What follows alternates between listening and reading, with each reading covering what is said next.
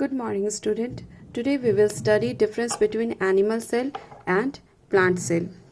Animal cell जो है वो आपका सेल वॉल एनिमल सेल में एब्सेंट रहता है और सेल जो है वो लिविंग फ्लेक्सिबल सेल मेम्ब्रेन से कवर्ड रहता है, जबकि प्लांट सेल में सेल जो है वो सेल मेम्ब्रेन से कवर्ड रहता है, उसके बाद आपका सेल वॉल से कवर्ड रहता है. You can see this is your animal cell and this is your plant cell. So यहाँ जो है सेल जो है वो सेल मेम्ब्रेन से कवर्ड है.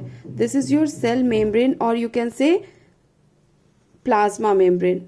And this is your plant cell, जो कि ये सेल मेम्ब्रेन, ये जो वॉल है उसे हम लोग सेल मेम्ब्रेन बोलते हैं या फिर प्लाज्मा मेम्ब्रेन भी बोल सकते हैं. ये कवर्ड है सेल वॉल से. Now the second difference between animal cell and plant cell is chloroplast and other plastid are generally absent and chloroplast and other plastid are present in plant cell. अब chloroplast का requirement है photosynthesis के लिए, जो कि plant cell में होता है, और एनिमल सेल में कोई भी तरह का फोटोसिंथेसिस नहीं होता है, so it is absent in animal cell.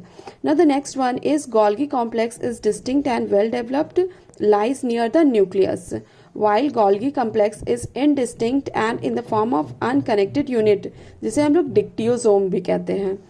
Now the next point is glyoxysome are absent in animal cell and glyoxysome may be present in plant seed cell. किसमें? seed cells में पाए जाते हैं. Next point is in animal cell nucleus is generally centrally located in the cytoplasm.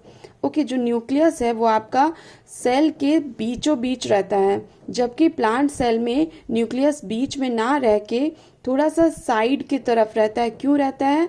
Because of the presence of large shape vacuole.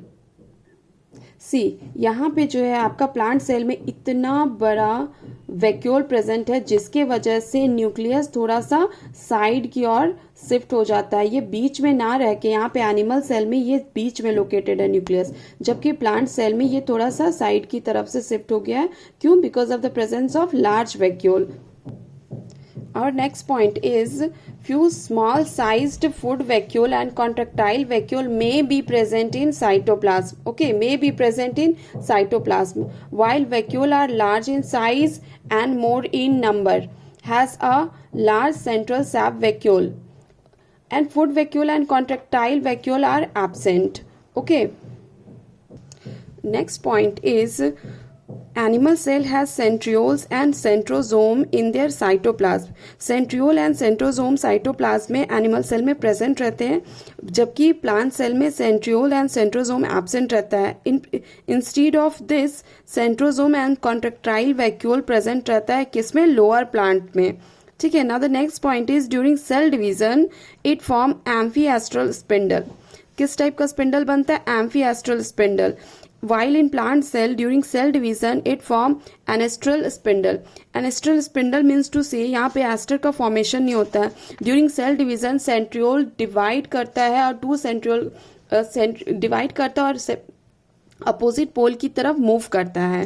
ठीक है. तो उस time आपका स्पिंडल का फॉर्मेशन होता है. स्पिंडल का फॉर्मेशन किसके हेल्प से होता है? माइक्रोट्यूब्यूल्स की हेल्प से होता है.